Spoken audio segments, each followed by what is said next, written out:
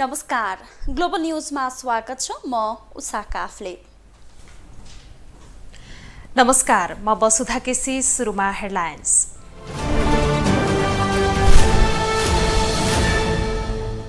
काठमाडौँको फोहोर व्यवस्थापनमा झन सकस, सहमति गरेका सिस्टोलवासी भड्किए, प्रहरी लगाएर फ्याँकियो फोहोर।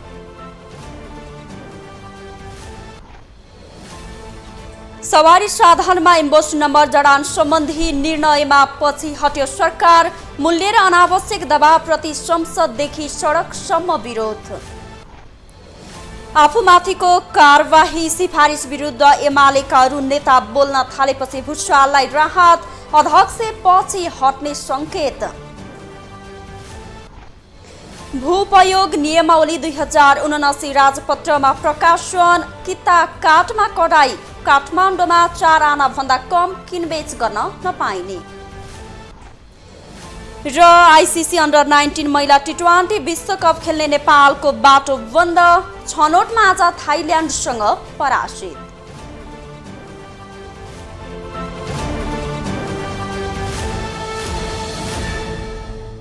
ग्लोबल न्यूज अब विस्तारमा। काठमाडौँबाट फोहोर बोकेर नुवाकोट पुगेका गाडीलाई बन्चरे डाँडाका स्थानीय बासिन्दाले फेरि अवरोध पुर्याएका छन्। काठमाडौँ महानगर शहरी विकास मन्त्रालय, नुवाकोटको ककनी गाउँपालिका, धादिङको धुनीबेसी नगरपालिकाका जनप्रतिनिधि बीच सहमति भएको थियो। तर आज स्थानीयवासीले अवरोध गरेपछि प्रहरी परिचालन गरेर फोहोर फ्याँक्नुपर्ने अवस्था आयो। के यसै गरी व्यवस्थापन होला काठमाडौँको फोहोर? काठमाडौँको फोहोर नुवाकोटको बन्चरे डाँडामा व्यवस्थापन गर्ने विषयमा काठमाडौँ महानगरपालिका, शहरी विकास मन्त्रालय र नुवाकोट र धादिङका स्थानीय तहका बीचमा सोमबार सहमति जुटेको थियो। सहमति अनुसार मंगलबार बिहान फोहोर लिएर गाडी गएका थिए, तर स्थानीय बासिन्दाले आफूहरूसित सहमति नभएको भन्दै फोहोर विसर्जनमा अवरोध गरेको काठमाडौँ महानगरपालिकाले जनाएको छ। उनीहरूले सरकार र जनप्रतिनिधि बीच भएको सहमति नमान्ने बताएका छन्। शहरी विकास मन्त्रालयमा सोमबार काठमाडौँ महानगरपालिका, सिस्टोल र बन्चरे डाँडाका जनप्रतिनिधिको सहभागितामा भएको वार्तामा स्थानीयका माग सम्बोधन गर्ने सहमति भएको थियो। तर कहिलेकाहीँ रियाक्ट गर्दाखेरि भएका कुराहरूलाई त्यो रूपमा नलिन र आगामी दिनमा सहज ढङ्गले फोहोरलाई विसर्जन गर्ने, वैज्ञानिक व्यवस्थापन गर्ने काममा स्थानीय तहको प्रभावित एरियाको जनसमुदायको पनि सहजीकरण हुनेछ। जनप्रतिनिधि साथीहरूले पनि त्यसलाई प्रभावकारी भूमिका निर्वाह गर्नु चाहिँ हुनेछ र राज्यको तर्फबाट सङ्घीय सरकारले, पालिकाले गर्नुपर्ने कामका हाम्रा कमिटमेन्टहरूलाई क्रमशः हामीले पुरा गर्नेछौँ र आजबाट एउटा नयाँ अध्यायको सुरु गरेर जाँदैछौँ। सहमति अनुसार फोहोर व्यवस्थापन गर्न मंगलबार बिहान गाडी पुगेको भए पनि स्थानीयले विरोध गरेका थिए। विरोध प्रदर्शनमा उत्रेका 1 दर्जन बढीलाई प्रहरीले पक्राउ गरेको छ। शहरी विकास मन्त्रालयले सडक नदी नियन्त्रण, सामुदायिक भवन, मन्दिर निर्माण र वृक्षारोपणका लागि बजेट विनियोजन, अधिग्रहण गर्नुपर्ने जग्गा यकिन गरी प्रक्रिया सुरु गर्ने र प्रभावित क्षेत्रको बासिन्दाका लागि 10 बेडको अस्पताल सञ्चालन गर्न स्वास्थ्य मन्त्रालयलाई अनुरोध गर्ने प्रतिबद्धता जनाएको छ। काठमाडौँ महानगरपालिकाले उपत्यकाको फोहोरलाई आउने साउन 1 गतेदेखि स्रोतमै वर्गीकरण गर्न सुरु गर्ने प्रतिबद्धता जनाएको छ। असार मसान्तपछि स्रोतमै फोहोर छुट्याएर मात्रै ल्यान्डफिल साइटमा लैजाने प्रतिबद्धता महानगरपालिकाले गरेको छ। त्यतिन्जेलसम्म महानगरमा हाल थुप्रिएका फोहोर लगेर फालेपछि माटोले उचित तरिकाले पुर्ने प्रतिबद्धता पनि महानगरपालिकाले जनाएको छ। ग्लोबल टेलिभिजनका लागि क्यामेरामा वेद श्रेष्ठका साथ अभिषेक सापकोटाको रिपोर्ट। अब पालो ग्लोबल भोइसको।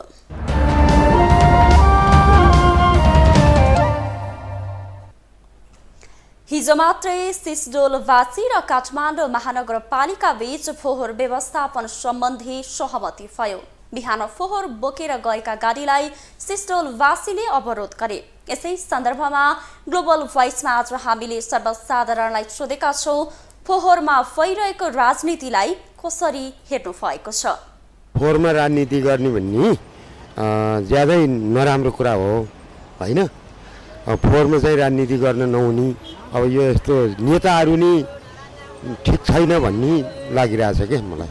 यो त खास गरी यो राजनीतिक त हुनै नहुनुपर्ने कुरा हो होइन। राजनीतिक भइरहेछ, यसमा चाहिँ राजनीतिक भएको चाहिँ नराम्रो कुरा हो। यो चाहिँ साँच्चीकै हो, यो चाहिँ ध्रुव सत्य कुरा हो। राजनीति भएर नै यो फोहोरहरू सङ्कलन भएर उठ्न सकिरहेको छैन क्या।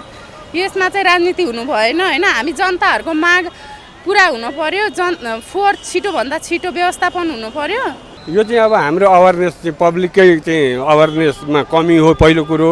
दोस्रो कुरो चाहिँ अब यी गजेङगुजुङ यी हाम्रो प्रशासनिक निकायहरूको फटाइ हो। अझ अहिले त आएर जुन यो मेयरले जुन गर्न खोजिरहेको छ, अब यहाँ चाहिँ यस्ता यी अवरोधहरू यी नचाहिने काम कुराहरू पनि भइरहेको छ। त्यो हो कारण चाहिँ नि स्वतन्त्रबाट उम्मेदवार आउनुभयो बालिनजीलाई सपोर्ट नभएको हो।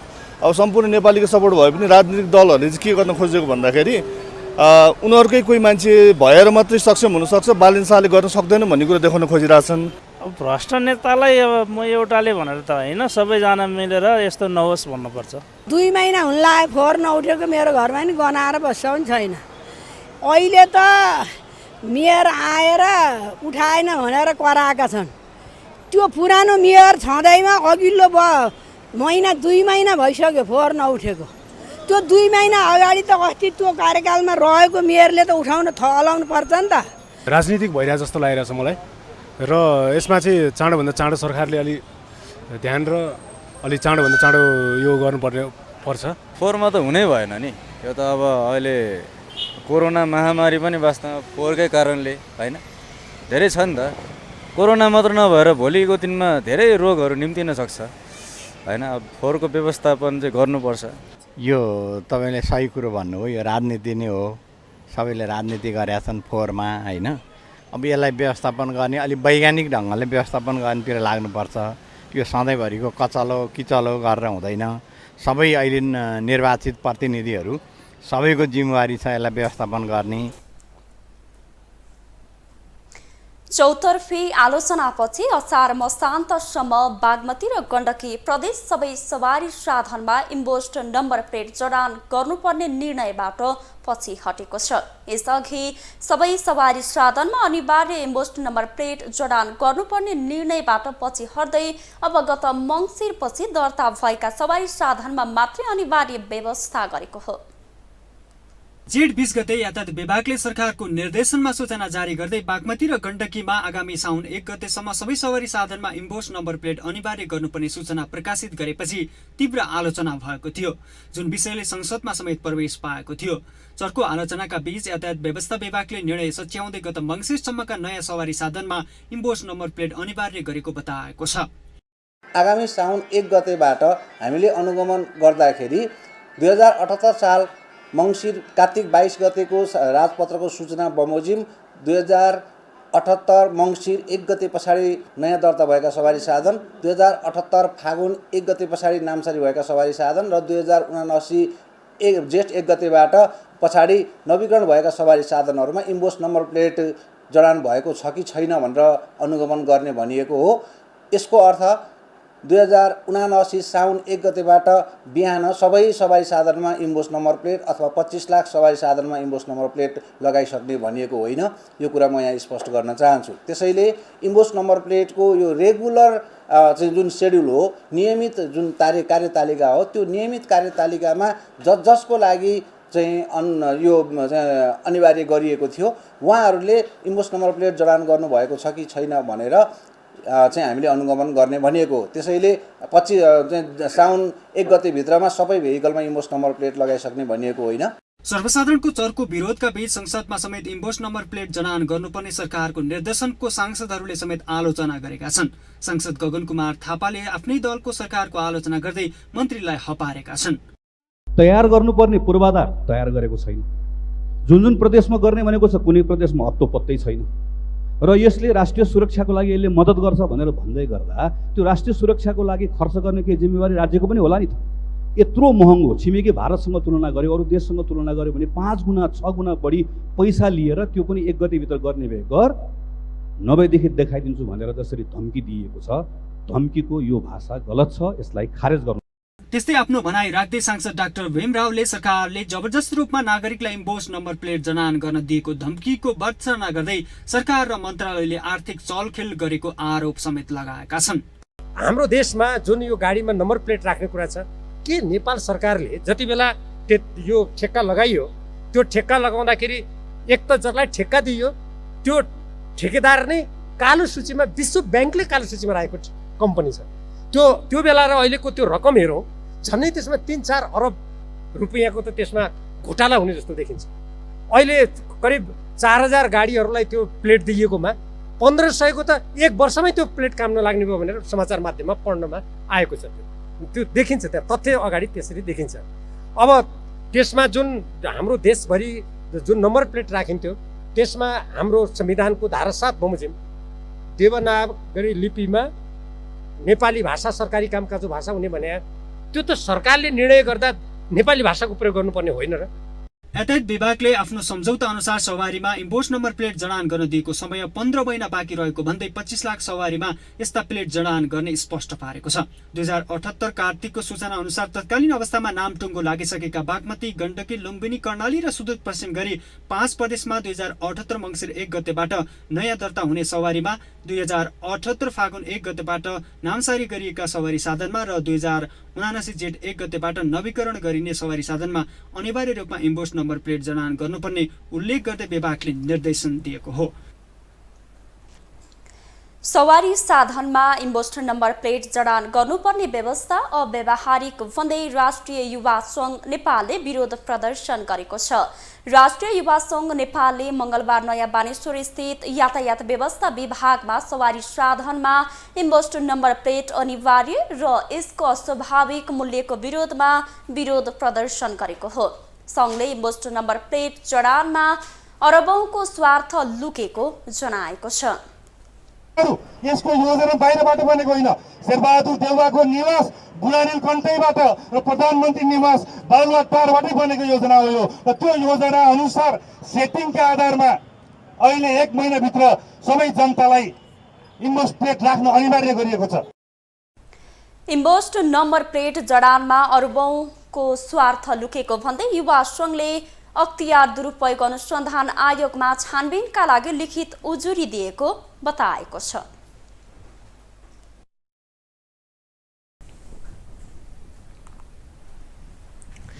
नेकपा एमालेमा नेता घनश्याम भुषालमाथिको कारबाही सिफारिस प्रकरणले नयाँ तरङ्ग ल्याएको छ। पार्टी भित्रै कारबाहीको विपक्षमा नेताहरू खुल्न थालेका छन्। सँगै नेतृत्वमाथि पनि दबाव बढ्दै गएको छ। त्यसो त कारबाही गर्ने नगर्ने भन्ने निर्णय पार्टीको सचिवालय बैठकले गर्नेछ। तर अहिलेकै अवस्थामा भुषालमाथिको कारबाही सचिवालयले पारित गर्नेमा र हुनेमा शङ्का पैदा भएको छ।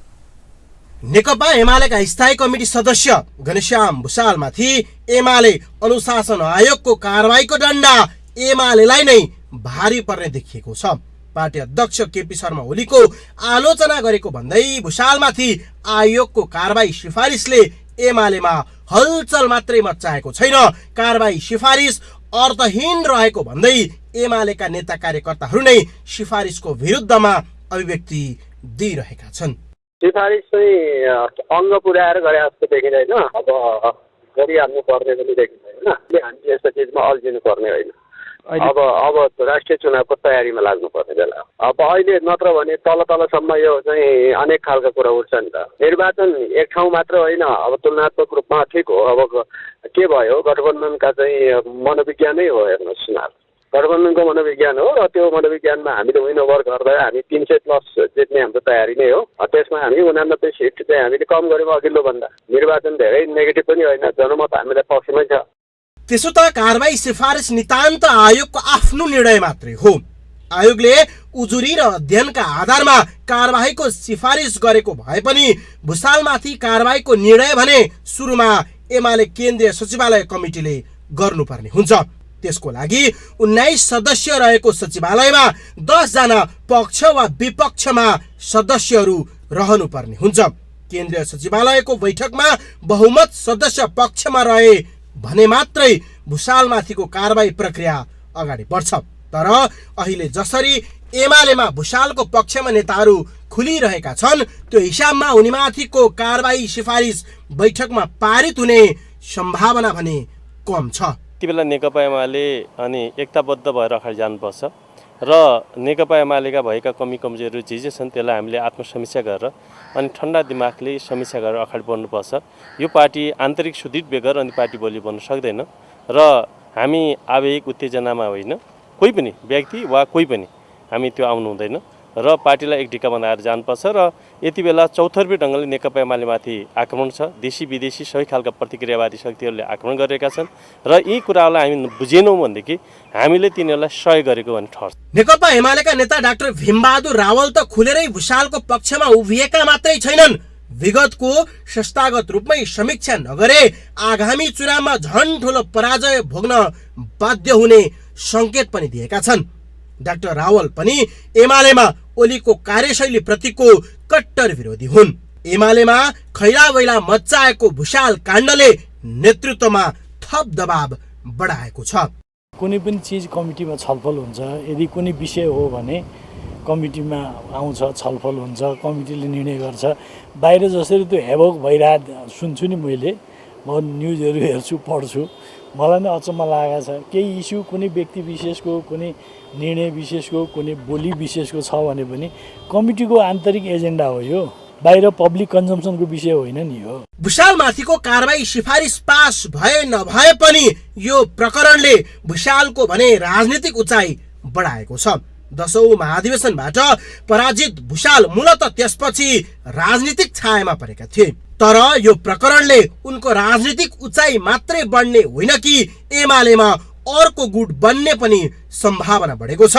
त्यसो भए त्यसको घाटा समग्रतामा ओलीलाई नै हुने देखिएको छ। क्यामेरामा विजय ठकुराठीका साथमा विकास आचार्य, काठमाडौँ। लोकतान्त्रिक समाजवादी पार्टी लोसपाले 11 बुँदे माग गर्दै प्रधानमन्त्री शेरबहादुर देउवालाई ज्ञापन पत्र बुझाएको छ। अध्यक्ष महन्त ठाकुर लगायतका नेताले आज बिहान बालुवाटार पुगेर प्रधानमन्त्री देउवालाई आफ्ना नेता कार्यकर्तामाथि लागेको मुद्दा फिर्ता लिन आग्रह गरेका हुन्। पार्टीका नेता उमाशंकर अरगरियाले रेशम चौधरी लगायतका नेता कार्यकर्ताको मुद्दा फिर्ता लिन तथा नागरिकता सम्बन्धी समस्या समाधान गर्न माग राखी प्रधानमन्त्रीलाई ज्ञापन पत्र बुझाएको बताउनुभयो। उहाँले प्रधानमन्त्री देउवाले नागरिकता विधेयक छिटोभन्दा छिटो संसदबाट पास गर्ने प्रतिबद्धता जनाउनु भएको दावी गर्नुभयो। लगायतका अब हाम्रो मौतरी जिल्लाका साथीहरू पनि निर्दोषहरू फस्नु भएको छ, उहाँहरूको विषयमा कुरा गरे।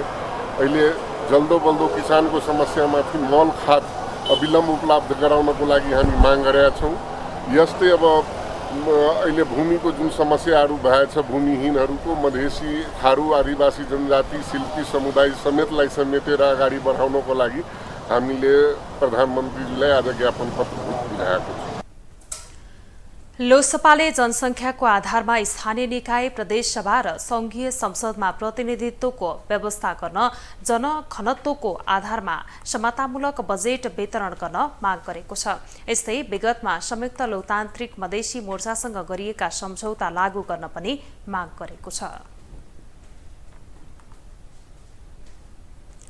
संस्कृति, पर्यटन तथा नागरिक उड्डयन मन्त्री प्रेमबहादुर आलेले पार्टीभित्रकै केही नेताहरूलाई चिप्ले किराको संज्ञा दिनुभएको छ। आलेले धेरै चलखेल गर्यो भनेर केही चिप्ले किराहरूले अन्तर्वार्ता दिइरहेको उहाँको आरोप छ। आखिर आलेले इङ्कित गरेको चिप्ले किरा को हो? संस्कृति, पर्यटन तथा नागरिक उड्डयन मन्त्री प्रेमबहादुर आलेले पार्टीभित्रकै केही नेताहरू आफूलाई बदनाम गर्न तल्लीन भएर लागि परेको आरोप लगाएका छन्। मन्त्री आलेले आफूलाई मन्त्री पदको लोभ नभएको र अन्य नेताहरूलाई मौका दिने इच्छा भए मन्त्री बनाउन नेकपा एकीकृत समाजवादीका अध्यक्ष माधव कुमार नेपाललाई आग्रह समेत गरे। मन्त्री आलेले पार्टीभित्रका केही नेताहरूले प्रेम आलेले चलखेल गरेको भन्दै अन्तर्वार्ता दिइरहेको भन्दै उनले आपत्ति जनाएका छन्। उनले भने हाम्रै पार्टीभित्रका केही चिप्ले किराहरू आलेले धेरै चलखेल गर्यो भनेर इन्टरभ्यू दिइरहेका छन्, तर मलाई कुनै मन्त्री पदको लोभ छैन। हाम्रै पार्टीभित्रका केही चिप्ले चोरहरू चिप्ले किराहरू आलेले धेरै चलखेल गर्यो भनेर इन्टरभ्यू दिइराखेका छन्। यहाँ सञ्चारकर्मी साथीहरू भएको हुनाले यो कुरा तपाईँहरूले सम्प्रेषण गर्नुहुनेछ भन्ने म आग्रह पनि गर्न चाहन्छु। मलाई कुनै मन्त्रीको लोभ छैन। म जति दिन जति समय यो कुर्सीमा बस्छु देश र जनताको सिर ननिउरिने गरी मैले काम गर्छु। मन्त्री आलेले हाम्रै पार्टी भित्रका केही चिप्ले किराहरू भनेर कसलाई इङ्गित गरेका होलान्? उनले चिप्ले किरा आफ्नै पार्टीका महासचिव बेदुराम भुसाललाई लक्षित गरेर भनेको प्रश्न छ। केही दिन अघि मात्रै बेदुराम भुसालले मन्त्री आलेको नाम नै लिएर मन्त्री पद गुमेपछि आलेहरूले पार्टी छाडे, पार्टीलाई केही फरक नपर्ने भन्दै अन्तर्वार्तामा बोलेका थिए। उनले मन्त्री बन्न चलखेल भएको पनि खुलासा गरेका थिए। त्यही आधारमा पनि आलेको झटारो भुसालमाथि हो भन्ने प्रश्न छ। प्रेम आलेको सन्दर्भमा किसान श्रेष्ठको बारेमा प्रश्न गरिरहेका छन्। होइन, म के मान्यता राख्छु भने त्यस्ता मान्छेलाई राखेर पार्टी गतिलो बन्दैन।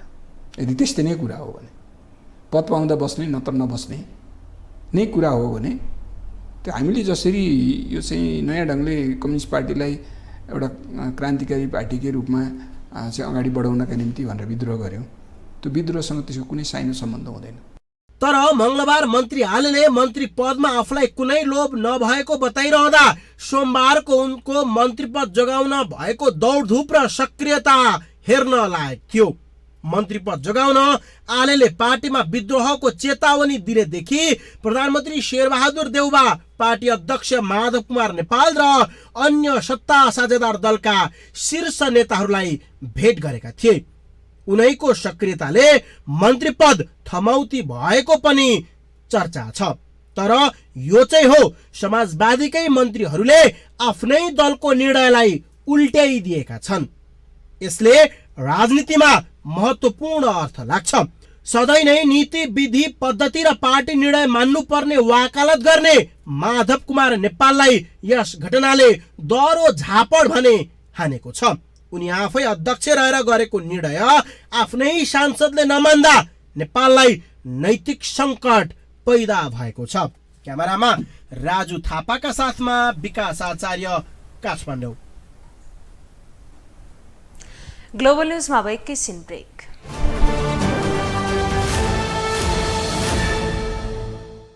ब्रेकपछि स्वागत छ। अब बाँकी न्यूज। सरकारले आइतबार सार्वजनिक बिदा दिने निर्णय खारेज गरेको छ। मन्त्री परिषद बैठकले असार 1 गतेदेखि सरकारी कार्यालय फेरि पुरानै समय अर्थात् 10 देखि 5 बजेसम्म हुने र शनिबार मात्रै साप्ताहिक बिदा दिने निर्णय गरेको छ। यसअघि सरकारले जेठ 1 गतेदेखि आइतबार पनि सार्वजनिक बिदा दिने निर्णय गरेको थियो। आइतबार पनि बिदा हुँदा सेवाग्राहीले निकै शास्ति खेप्नु परेको थियो। स्थानीय तह निर्वाचनको पूर्व सन्ध्यामा सरकारले 26 वैशाख 2079 जेठ 1 गतेदेखि आइतबार सार्वजनिक बिदा दिने निर्णय गरेको थियो। आइतबार बिदा दिएर सरकारले कार्यालय समय बिहान 9 बजेदेखि साँझ 5:30 गरेको थियो। तर फेरि पुरानै समय 10 देखि 5 कायम हुने भएको हो। बढ्दो आर्थिक मन्दी र पेट्रोलियम पदार्थको खपतका कारण व्यापार घाटालाई देखाउँदै सरकारले 2 दिने बिदाको अवधारणा कार्यान्वयन गरेको थियो। तर आइतबार बिदा दिन सुरु गरेको 1 महिना नपुग्दै सरकारले असार 1 गतेदेखि बिदा खारेज गर्ने निर्णय गरेको छ। आइतबार बिदा उपयुक्त नभएको भन्दै नागरिक स्तरबाट चर्को आलोचना भइरहेको बेला सरकारले सो निर्णय गरेको हो। हाल परीक्षणको रूपमा लागू गरिएको 1 हप्तामा 2 दिन सार्वजनिक बिदा दिने सम्बन्धी निर्णय 2079 असार 1 देखि लागू हुने गरी खारेज गर्ने। यो बिदा चाहिँ नि हामीले परीक्षणको रूपमा लागू गरेका थियौँ र खास गरेर शिक्षा, स्वास्थ्य लगायत कतिपय क्षेत्रमा तत्काललाई व्यावहारिक नदेखिएका कारणले यो निर्णयलाई फिर्ता लिएको छ। त्यस्तै मानव अधिकार कर्मीले 2 दिन बिदा दिनु नराम्रो नभएको तर सरकारले बिना कुनै तयारी हचुवाको भरमा बिदा लागू गरेको र असफल भएको बताएका छन्। नेपालको सांस्कृतिक मैत्री नभएको कारण एउटा हो। तर यहीँ पनि त अन्तर्राष्ट्रिय संस्थाहरूमा काम गर्ने, संयुक्त राष्ट्र सङ्घमा काम गर्ने थुप्रै संस्थाहरूले आइतबार बिदाहरू पनि छ हैन। त्यहाँ काम गर्नेहरूले त त्यहीँ नेपाली नै काम गर्छन् त्यहाँ फेरि हैन। उनीहरू चाहिँ त्यहाँ युज टु भइसक्यो। तर मुख्य कुरा एउटा कुरा के हो भने सरकारले त्यो लागू गर्ने त्यो इच्छा शक्ति नै रहन्छ भन्ने कुरा देखिन्छ कि त्यो इच्छा शक्ति नै नभइकन त्यो म लागू गर्दछु र यो कारण यस्तो यस्तो समस्या आयो भने यसलाई यसरी सम्बोधन गर्छु भन्ने तपाईँले रोड म्यापै नबनाइकन यो जुन किसिमको नीति अगाडि सार्नुभयो डिसिजन गर्नुभयो यो चाहिँ हचुवाको भरमा गरेको देखिन्छ। त 1 महिनामा फिर्ता लिनुपर्ने भनेको यो पहिलोचोटि भएको होइन, यो दोस्रोचोटि हो होइन। योभन्दा धेरै अगाडि पनि ल्याएर कति समय लागू गरेर त्यो फिर्ता लियो। त्यसकारण त्यस्तै 2 दिन बिदाले स्वास्थ्य सेवा प्रदान गर्ने अस्पतालदेखि स्वास्थ्य चौकी लगायत अत्यावश्यक सेवामा नागरिकलाई असहज भएको थियो। बैंक तथा वित्तीय क्षेत्रसँग तालमेल नगरी ल्याइएको 2 दिने बिदाबाट कतिपय क्षेत्रमा समन्वयको अभाव त देखिन्थ्यो नै। बिहान 9:30 बजेदेखि खुल्ने सरकारी कार्यालयमा सेवाग्राही 10 बजेपछि पुग्नुले 2 दिन बिदा र कार्यालय समय विस्तारको कठिनाइले आम जनजीवनमा त्यसको प्रत्यक्ष प्रभाव परेको थियो। हामीले मुलुकमा यो केही समयदेखि राजनीतिक प्रणालीमा समस्याहरू देखिरहेका छौँ, जसका मूल कारण त्यो हो। र अर्को भनेको अहिले हामी अस्पतालमा गएर हेऱ्यौँ भने लाइन हुन्छ तर त्यहाँ सुविधा चिकित्सक पनि हुँदैन र बेड पनि हुँदैन। बेड नपाएर मान्छेहरूले पर्खिराखेका छन्। तपाईँ जिल्ला प्रशासन कार्यालयमा जानुभयो भने त्यहाँ समयमा काम सम्पादन हुन सकिरहेको छैन। तपाईँ यातायात व्यवस्था कार्यालय लगायतका जो सरकारी छन् प्रत्यक्ष जनतासँग, ती कार्यालयहरूमा गयौँ भने त्यहाँ जनशक्तिको अभावले, प्रविधिको अभावले लगायतका कारणले त्यहाँ काम सम्पादन हुन सकिरहेको छैन। यसले गर्दाखेरि के बताउँछ भने सरकारले जे कामलाई प्राथमिकता दिनुपर्ने हो त्यो नदिइकन, अर्थात् जहाँ जनता छन्, जहाँ जनताले चासो देखाएका छन्, जनताले जस्तो प्रशासन चाहन्छन् त्यस्तो प्रशासन सरकारले दिनु दायित्व हो, सरकारको प्रमुख दायित्व हो। लामो समयदेखि कोरोनाका कारण देशका सबै क्षेत्र तहस-नहस भएका बेला सरकारले बिना कुनै तयारी गरेको निर्णयले आफैले आत्मग्लानी भएको स्पष्ट छ। त्यसो त यो पहिलो पटक भने होइन, अघिल्लो पटकको पनि प्रयास असफल भएको थियो। यसअघि केपी शर्मा ओली नेतृत्वको सरकारको पालामा आन्तरिक पर्यटन र देशव्यापी आर्थिक चहलपहल गराउन भन्दै सरकारले 2 दिन बिदाबारे अध्ययन भएको थियो। ग्लोबल टेलिभिजनका लागि क्यामेरामा गणेश पूर्वछाने मगरका साथमा विनोद विक्रम भण्डारी, काठमाडौँ। सरकारले जग्गाको कित्ता काटमा कडाई गरेको छ। भूमि व्यवस्था, सहकारी तथा गरिबी निवारण मन्त्रालयले भू उपयोग नियमावली 2079 राजपत्रमा प्रकाशन गरी सरकारले जग्गाको कित्ता काटमा कडाई गरेको हो। नियमावली अनुसार काठमाडौँ उपत्यकामा कृषि क्षेत्रका रूपमा तोकिएको जग्गालाई न्यूनतम 500 वर्गमिटर र आवासीय क्षेत्रमा वर्गीकरण गरेको जग्गामा न्यूनतम 130 वर्गमिटर 4 आनामा मात्र टुक्राउन पाइनेछ। तर कुनै कित्ताको आकार र क्षेत्रफल अमिल्दो भई सिमानाको अर्को कित्ताबाट निश्चित क्षेत्रफल समावेश गरी प्लट मिलान गर्न उपयुक्त देखिएको अवस्थामा भने सोही प्रयोजनका लागि मात्र कित्ता काट गर्न सकिने नियमावलीमा उल्लेख छ। जग्गाको कित्ता काट गर्न सम्बन्धित स्थानीय तहले आवश्यक मापदण्ड बनाउने भएका छन्। नियमावली अनुसार 500 वर्गमिटर भन्दा सानो कित्ताको जग्गाको चौडाइ भन्दा लम्बाइ 4 गुणा बढी हुनुपर्ने समेत प्रावधान नियमावलीमा समेटिएको छ। नियमावली अनुसार जग्गाको चक्लाबन्दी, एकीकरण, बस्ती विकास, सामूहिक खेती तथा सहकारी खेती सम्बन्धी आधार, मापदण्ड र कार्यान्वयन योजना बनाएर प्रदेश सरकारले लागू गर्न सक्ने भएका छन्। नेपाल सामुदायिक वन उपभोक्ता महासंघले सरकारसँग वन्यजन्तुबाट जीवन रक्षाका लागि आवाज उठाउनेमाथि राज्यको दमन बन्द गर्न माग गरेका छ। भक्तपुरमा आज पत्रकार सम्मेलन गरी महासंघले जनताले आफ्ना माग राख्न शान्तिपूर्ण आन्दोलन गर्दा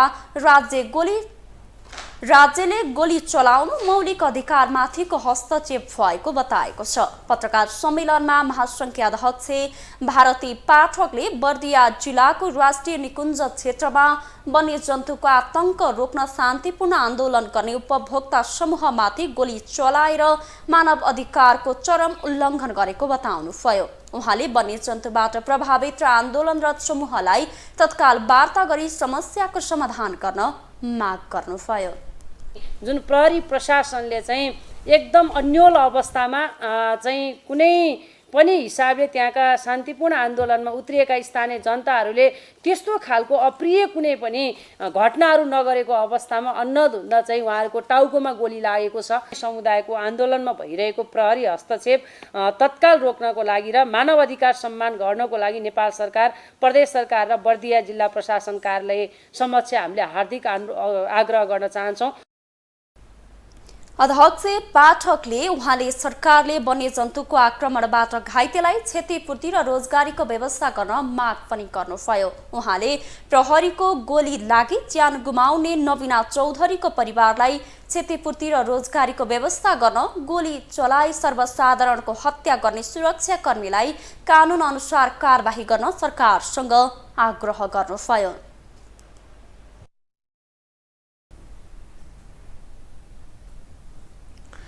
वन तथा वातावरण मन्त्रालयले 2078 श्रावण 1 देखि 40 माइक्रोभन्दा पातलो प्लास्टिक झोला प्रयोगमा प्रतिबन्ध लगाउने निर्णय गरेको थियो, तर यसको कार्यान्वयन भएको छैन। अहिले राजधानीमा थुप्रिएका फोहोरमा यही प्लास्टिक जन्य सामग्री बढेको छ, तर सरकार आफैले बनाएर कार्यान्वयनको चरणमा रहेको कानुन कार्यान्वयन गराउन नसकेर मूक दर्शक बनेर हेर्न बाध्य छ। सरकारले 2078 साउन 1 देखि 40 माइक्रोनभन्दा पातलो झोला प्रयोगमा तेस्रोचोटि प्रतिबन्ध लगाएको थियो, तर यसको कार्यान्वयन भने हुन सकेको छैन। अहिले नेपालमा प्लास्टिकजन्य प्रदूषणले विकराल अवस्था सृजना गरिरहेको छ। प्लास्टिक सजिलै र सस्तोमा बजारमा पाउने कारणले पनि आम सर्वसाधारण बजारमा किनमेल गर्न जाँदा पोलिथिन झोला लिएर आउने गरेका छन्। यता व्यापारीहरू पनि प्लास्टिक झोला सजिलो हुँदा त्यही दिन सहज मान्छन्, तर त्यही झोला शहरका लागि भने चुनौती बन्ने गरेको छ। एक अध्ययन अनुसार सरदर करिब 11 मिनेट मात्र प्लास्टिक झोला नागरिकले प्रयोग गर्छन्, त्यसपछि त्यो प्रयोगविहीन हुन्छ। तर प्रयोगविहीन हुँदा त्यसको समुचित व्यवस्था भएर होइन कि जथाभावी फाकिएको हुन्छ, त्यसले गर्दा चुनौती थपिएको छ। अब यो प्लास्टिक न्यूनीकरण गर्नको लागि त पहिलो कुरा त सरकारको रोल भनेको त राम्रो नीतिहरू बनाउने हो। यसलाई घटाउने नीति बनाउने, त्यसपछि यसको विकल्पहरूलाई प्रमोट गर्ने नीति बनाउने। सरकारको काम भनेको नीति बनाउने जसले गर्दाखेरि राम्रो व्यवहारलाई चाहिँ प्रोत्साहन मिलोस्, नराम्रो व्यवहारलाई चाहिँ दुरुत्साहन होस्, होइन? त्यस्तो खालको पोलिसी ल्याउनु पर्यो। राज्यको काम त्यो हो। काठमाडौँ उपत्यकामा दैनिक 4,48,000 पोलिथिन झोला प्रयोग हुने गरेको छ। काठमाडौँमा 12,000 मेट्रिक टन फोहोर उत्पादन हुने गरेको छ, जसमा करिब 60% फोहोर कुहिने छन् र 30% प्लास्टिकका फोहोर र बाँकी फलाम, तार लगायत फोहोर उत्पादन हुने गरेको छ। तर अहिले महानगरमा थुप्रिएको फोहोरमा भने प्लास्टिक फोहोर बढी मात्रामा देखिएको छ। फोहोरको यो समस्या हल गर्नका निम्ति शहरी विकास मन्त्रालयको पैसाले पुग्दैन। बन्चरे डाँडा र सिस्टोलमा हामीले गरेका प्रतिज्ञाहरू बाचाहरू पुरा गर्नको लागि अरबौं रुपियाँ चाहिन्छ। यो वर्ष काठमाडौँमा अहिले यो पटक फ्लाइओभर नबनाए पनि हुन्छ, अन्डरपास नबनाए पनि हुन्छ। हामी काठमाडौँको सांसद मात्र होइन, बाहिरको सांसद बस्ने पनि काठमाडौँ हामीले निकालेको फोहोर, बाहिरको 5वटा योजना काटे पनि हुन्छ। तर बन्चरे डाँडा र सिस्टोलमा लामो समयदेखि हामीले प्रतिज्ञा गर्नको लागि जुन प्रतिज्ञा गरेका छौँ त्यो पुरा गर्नको लागि यो वर्षको बजेटबाट के अरब पैसा छुट्याउने हो भने फोहोरको दीर्घकालीन हल निस्कन्छ। प्लास्टिक सहित अन्य फोहोरको समस्याले काठमाडौँमा चुनौती थपिएको छ। अब मात्र प्लास्टिक झोलामा प्रतिबन्ध गर्न सके नेपालमा करिब आधा फोहोर घटाउन सकिने थियो। यसमा सम्बन्धित निकाय चनाखो बन्ने कि? क्यामेरामा विजय ठकुराटीका साथमा सुदीप घिमिरे, काठमाडौँ।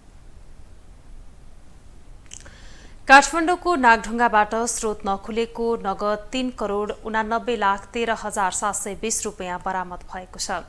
सो रकमसहित नुवाकोट विद्युत नगरपालिका 8 बस्ने 44 वर्षीय फूलबहादुर गुरुङ र 4 जना चिनिया नागरिकसहित 5 जनालाई आज बिहान पक्राउ गरेको प्रहरीले जनाएको छ। नुवाकोटबाट काठमाडौँतर्फ आउँदै गरेको BAB 5710 नम्बरको कारलाई प्रहरी प्रभाग नागढुङ्गा र लागौषध नियन्त्रण ब्युरोबाट खटिएको संयुक्त टोलीले जाँच गरेको थियो। कारको डिकीमा प्लास्टिकको बोरामा लुकाई छिपाई ल्याएको उक्त नगद फेला पारी चालक गुरुङ लगायत 4 जना चिनिया नागरिकलाई पक्राउ गरेको प्रहरीले जनाएको छ। यस सम्बन्धमा प्रहरीले थप अनुसन्धान गरिरहेको छ।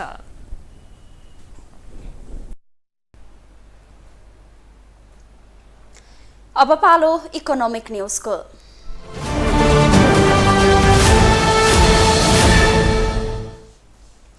आर्थिक वर्ष 2079-80 को बजेटमा बन्द भएको वीरगञ्ज चिनी कारखाना र कृषि औजार कारखाना सरकारले पुनः सञ्चालनमा ल्याउने भनेको छ।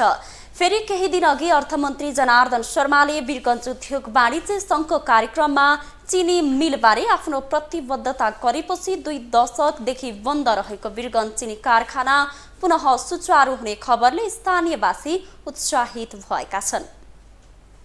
संसदमा आर्थिक वर्ष 2079-80 को लागि बजेट प्रस्तुत गर्ने क्रममा अर्थमन्त्री जनार्दन शर्माले बन्द भएको वीरगञ्ज चिनी कारखाना र कृषि औजार कारखाना सरकारले पुनः सञ्चालनमा ल्याउने घोषणा गरेपछि यसले चर्चा पाउन थालेको हो। वीरगञ्ज चिनी कारखाना नेपाल सरकार र सोभियत सङ्घको सहयोगमा 2021 सालमा स्थापना भएको थियो। दैनिक 1500 टन उखु पेल्ने क्षमता यो कारखानासँग छ। यो उद्योग सञ्चालनमा ल्याउन केही मेसिन मर्मत गर्नुपर्नेछ भने केही थप्नुपर्ने अवस्था छ। वीरगञ्ज चिनी कारखाना 2059 सालदेखि बन्द छ। वीरगञ्ज चिनी कारखानाका अधिकांश कर्मचारीले स्वैच्छिक अवकाश लिइसके पनि झण्डै 2 दर्जन कर्मचारीहरू अहिले पनि करारमा कार्यरत छन्। ऋणले थिचिएको र घाटामा गएको देखाएर 2059 सालमा सरकारले निजीकरण ऐन 2050 अनुसार खारेजीको निर्णय गरेको थियो।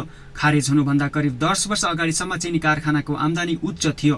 प्रत्येक उपकेन्द्रहरूमा पक्की घर रहेको कारखानाले आफै विद्युत उत्पादन गर्दथ्यो। 2046 सालपछि निरन्तर घाटामा गएपछि उद्योग समस्यामा परेको थियो। कर्मचारीको तलब दिन पनि अप्ठ्यारो भएपछि सरकारले खारेजीको निर्णय गरेको पूर्व कर्मचारी बैजनाथ राउत कुर्मीले बताउनुभयो। उहाँले पहिला चिनी कारखानाले राम्रो व्यापार गरेको तर बहुदल आएपछि 6 महिनामा सरकार र उद्योगका अधिकारी फेरिने भएपछि उद्योग एकनासले चल्न नसकेको बताउनुभयो। 2017 साल में एक और नींव जताई 2017 साल में नींव जताइल 2017 साल से कारखाना बने के स्टार्टिंग भइल 2021 साल में क्रॉसिंग शुरू कर दिलक चीनी इकाले लागल 2000 क्रॉसिंग साल में चीनी इकाले लागल जब चीनी कारखाना रफ्तार पकड़ लेलक तो ये चीनी कारखाना का पैसा बैंक ना रखे। उस समय में सस्ती के ज़माना में 3 करोड़ 4 करोड़ रुपया एक मुठ से ले जाके बैंक में रखाए नू तो बैंक वाला कहे कि इसको ब्याज में तिर्न सक्दैन तपाईँ आफ्नो पैसा आफ्नै कारखानामा राख्नु। वैसन माने कि प्रॉफिट रहे यहाँ चीनी कारखाना में। जब ये चीनी कारखाना चलत गई बहुदल आइल तो 6 महीना में सरकार गिरे 6 महीना में जीएम चेंज हो गए 6 महीना में प्रशासन चेंज हो गए। तो कोई आवता जीएम अगर चीनी कारखाना में 6 महीना रहे खातिर आवता तो चीनी कारखाना के ना देखी अपन पॉकेट ले। मध्य तराईको 12 पर्सा रौतहटमा उखुको राम्रो उब्जनी हुने जमिन छ। यसको उत्पादनमा हजारौंको संख्यामा कृषकले श्रम लगाएर पनि प्रतिफल राम्रो हुन सकेको छैन। नगदे बालीको रूपमा रहेको उखु उधारोमा कारोबार हुँदा समेत किसानहरूलाई निकै समस्या हुने गरेको छ। कारखानाभित्र 2वटा टर्बाइन छन् जसबाट 7 मेगावाट बिजुली उत्पादन गर्न सकिन्छ। कारखाना चालु भए कारखानालाई आवश्यक पर्ने बिजुली त्यहाँबाट उत्पादन गर्न सकिन्छ भने बाँकी केही बिजुली बेच्न समेत सकिन्छ। कारखाना सञ्चालनताका करिब 2100 कर्मचारी कार्यरत रहेका उक्त चिनी कारखाना आज खण्डरमा परिणत भएको छ। चिनी उत्पादनमा प्रयोग गरिएको महँगो र महत्त्वपूर्ण मेसिनहरूमा खिया लागेको छ। कारखाना बन्दको मार केवल कर्मचारीलाई मात्र नभई मुलुकको अर्थतन्त्रमा समेत परेको प्रश्न देखिन्छ। तर कारखाना सञ्चालन हुनेमा यहाँका उद्योगपति व्यापारी भने विश्वस्त छैनन्। सरकारले कारखाना सञ्चालनमा ल्याउनु सराहनीय कार्य भएको तर सञ्चालन आउँछ भन्ने आशा अझै नरहेको वीरगञ्ज उद्योग वाणिज्य सङ्घका उपाध्यक्ष माधव राजपाल बताउनुहुन्छ। उहाँले यो कारखाना सञ्चालनमा आए हाम्रो लागि आवश्यक भएको पनि बताउनुभयो। उद्योग सञ्चालनमा ल्याउन केही अप्ठ्यारो भए पनि सञ्चालन भएमा किसान र युवाहरूले रोजगारी पाउने बताउनुभयो। उहाँले सरकारले आगामी आर्थिक वर्षको बजेटमा चिनी उद्योग सञ्चालनमा ल्याउने भनेसँगै स्थानीयहरू उत्साहित भएको बताउनुभयो। अर्थमन्त्रीले जुन अहिलेको हाम्रो बजेट पछि जुन एउटा च्यालेन्ज दिनुभएको छ कि वीरगञ्जको चिनी कारखाना र कृषि औजार कारखाना चलाउँछ। यो कृषि औजार कारखाना पक्कै पनि हाम्रो लागि एकदम आवश्यक छ। किन कृषिका जुन पनि हाम्रो खेतीको लागि चाहिने इक्विपमेन्ट्सहरू हामी भारतबाट या विदेशबाट आयात गरेका छ। अगर त्यो हामीले आफ्नै यस क्षेत्रमा बनायो भने हाम्रो जुन डलरको र भावी करेन्सीको जुन समस्या छ त्यो धेरै हदसम्म त्यसमा हामीलाई सफलता पनि पाउँछ र अर्को जुन यस क्षेत्रका हाम्रा कारिगरहरू र कामदारहरूले काम पनि पाउनेछ। करिब 2100 कर्मचारी कार्यरत रहेका उक्त चिनी कारखाना आज खण्डरमा परिणत भएको छ।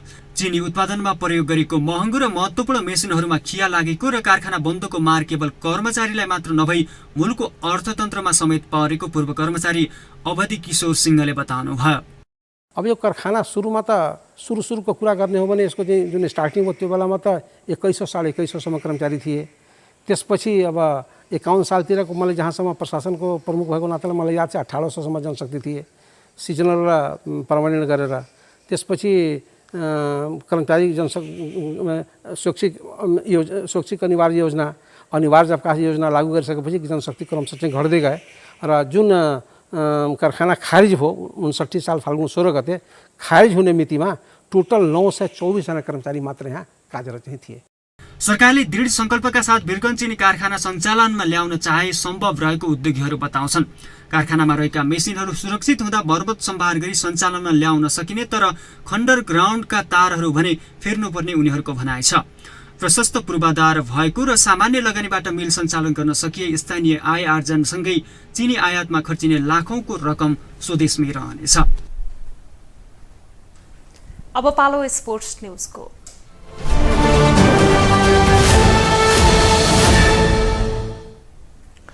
नेपालले अन्डर 19 महिला विश्वकप एसिया छनौटको चौथो खेलमा दोस्रो पराजय बेहोरेको छ।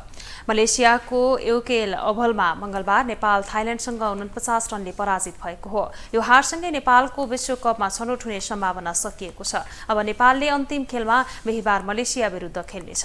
छनौटको शीर्ष टोलीले दक्षिण अफ्रिकामा आयोजना हुने विश्वकपमा स्थान बनाउनेछन्। थाइल्याण्डले दिएको 90 रनको लक्ष्य पछ्याएको नेपालले 19 ओभर 5 बलमा आउट हुँदै 40 रन मात्र बनाउन सक्यो। नेपालका लागि सृष्टि जैसीले अभिजित 7 रन बनाइन्, साना प्रवीणले 6, अनु कडायतले 5 रन जोडिन्। यस्तै कृतिका मरासिनीले 3, अञ्जली विश्वकर्माले 3, रञ्जु श्रेष्ठले 1 र स्नेहाले 1 रन जोडिन्। सानु राजवंशी र मनिषा राणा 0 रनमा आउट भइन्। मनिषा कुमारी उपाध्याय 3 रनमा आउट भइन्। थाइल्याण्डका नथिता बोसुखामाले 3 विकेट लिइन्। यो हारसँगै नेपालले 4 खेलबाट 4 अङ्क जोडेको छ। अपराजित थाइल्याण्डको समान खेलबाट 8 अङ्क भएको छ। पहिलो खेलमा नेपालले यसअघि कतारलाई 89 रनले हराएको थियो। दोस्रो खेलमा युएईसँग 10 विकेटले हार बेहोरेको थियो।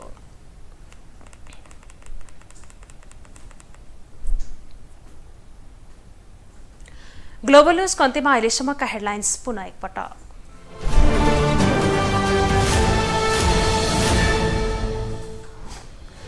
काठमाडौँको फोहोर व्यवस्थापनमा झन्सक सहमति गरेका सेस्टोलवासी भड्किए, प्रहरी लगाएर फ्याँकिएको फोहोर।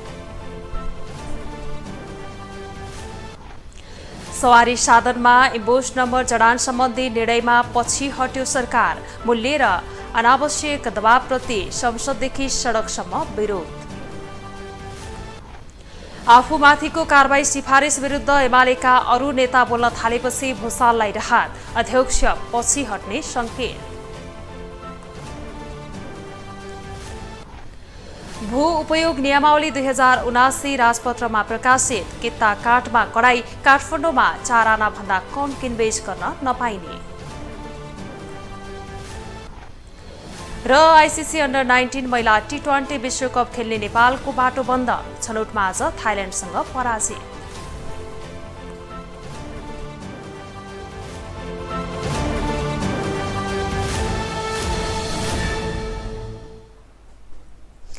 ग्लोबल न्यूज अहिलेलाई यति नै। ग्लोबल टेलिभिजन तपाईँ फेसबुक तथा युट्युबमा पनि प्रत्यक्ष हेर्न सक्नुहुनेछ। ग्लोबल टेलिभिजन हेर्दै गर्नुहोला। नमस्ते।